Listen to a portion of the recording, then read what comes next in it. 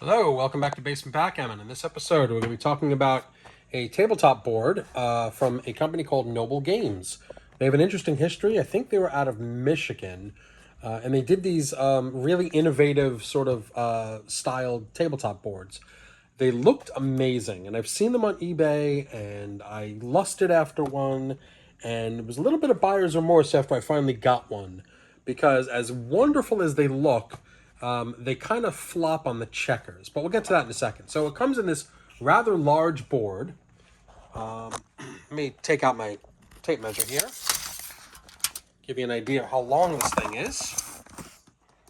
It is 20, the box is about 24 and a half inches tall and 19 inches wide, and a little over 19 inches wide, so fairly large. The box that I got, the copy that I got, happened to be completely brand new, had never been played on. So this was all the original packaging from when it was sold, and I think it was sold in the 1980s, maybe even the 90s. There's an inspection card. Quality, grain quality, color match, tolerance, alignment, the whole thing. They really do the stain, the primer base, the graphics. They really check everything. And it was checked by someone named, Edie Fendide or something like that. And this is a limited edition. Evidently, there were 3 editions, classic, limited, and collectors. This is the limited edition in maple, which is a rare color. They also came in a kind of a rosewood color, but the maple's a little bit rare.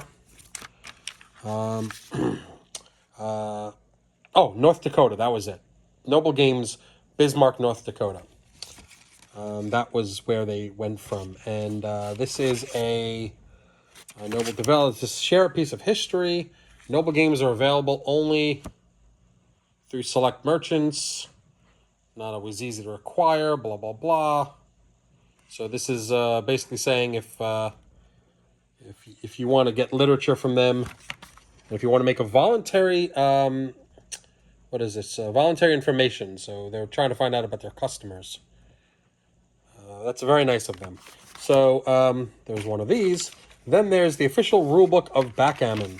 The official rulebook of Backgammon. Really, Noble Games has the official. I think even the official rulebook, rule makers don't even know the official rules of Backgammon. But there is it's a very nice book. It's very nicely printed about Backgammon. And explains the history and all that. And then there's something at the end. Whoop! What was that? The end, moving your counters and the doubling cube and care and maintenance, and how to care for the board. Errors in setup must be corrected before the next play, etc., etc. Yes, okay, all the good stuff here. And then there is some historical footnotes. Right, Tutankhamun had a backgammon board. Plato played backgammon, and then if you want spare parts and accessories, you can order them here. So, very nice, very professional company out of Bismarck, North Dakota. They had this beautiful ribbon with a seal over the board, all the pomp and circumstance. And then, this is it. Oh, this is gorgeous. This is brand new, mint condition, never been played on. Everything is from the factory as it was back in the 80s. So the interesting part about this board is that it's made in it's made with a leather. It's probably vinyl, most likely, with vinyl points that are sunk in, which remind me a lot of the Jay Subotnick board. It's got dice that are kept in this spring-loaded compartment here, and spring-loaded compartment here, with a cube. These are the original dice. And these are the original checkers. Now the checkers are also in this sort of carved out channel area. And when you push on this piece, it comes out over here. Isn't that cool? So this is how the checkers come out, and this is how they get stored. Now, the downside of this is it looks really cool, but the checkers themselves are pretty small. They're pretty dainty, considering the size of this board. doubt they're even 1 1/4, but I will measure them in just a second. And it doesn't make for good bear off. So when you're bearing off, you don't want to put them back into this tray. This is long-term storage, right? You don't want to put them back in here.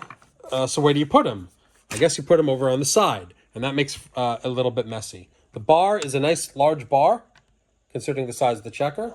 Let's measure the checker so we get an idea how big it is.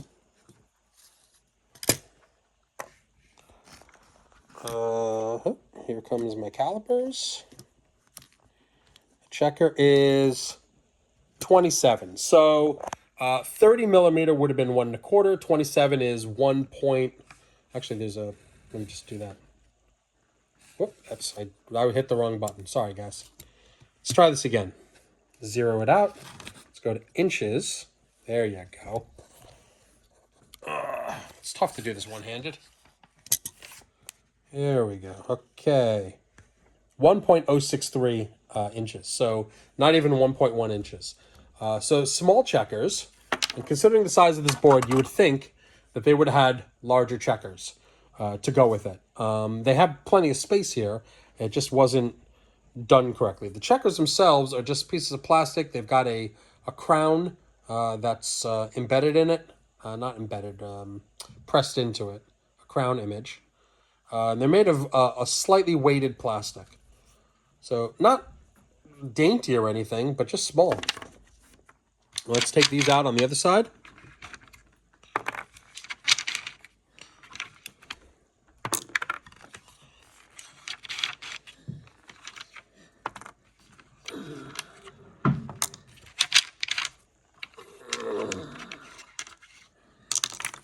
As you can see, it's a bit of a pain. So as pretty as this looked, when I got it, I did get buyer's remorse because I'm not going to play on this. I don't want to play with 1-inch checkers when I take out a big tabletop board. I want to play with much bigger checkers.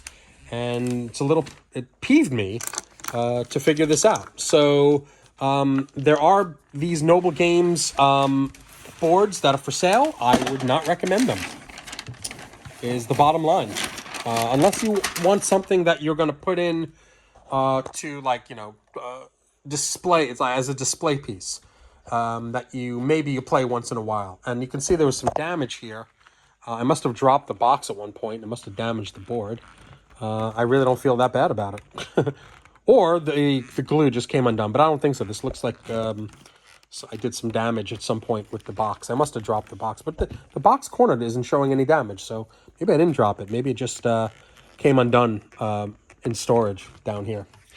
I don't know. I don't know what happened to that. All right, let's see about setting this up.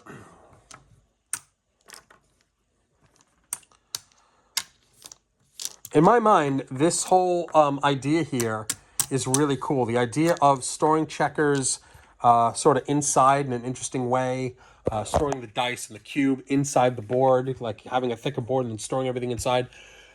Cool idea. And I love the vinyl with the points. It's a very high class and it looks really nice. I just think the execution overall, they missed a little bit.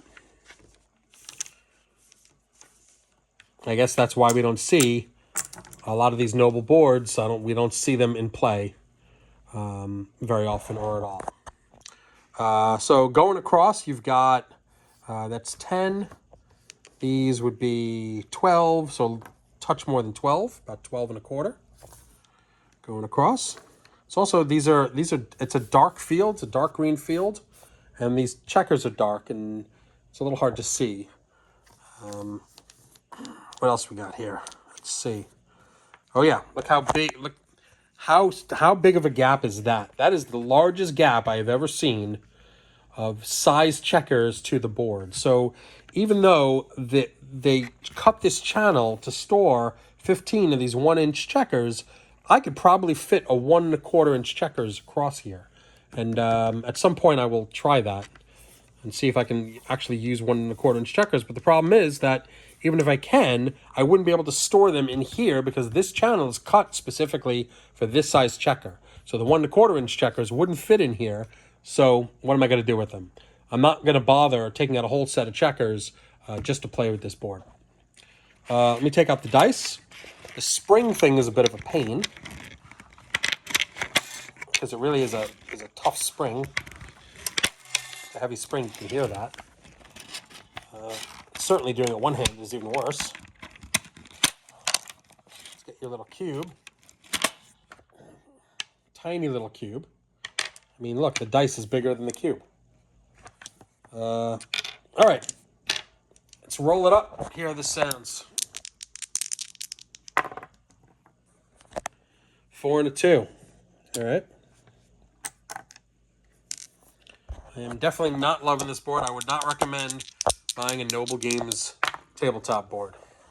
As pretty as they look, don't get suckered in the way I did.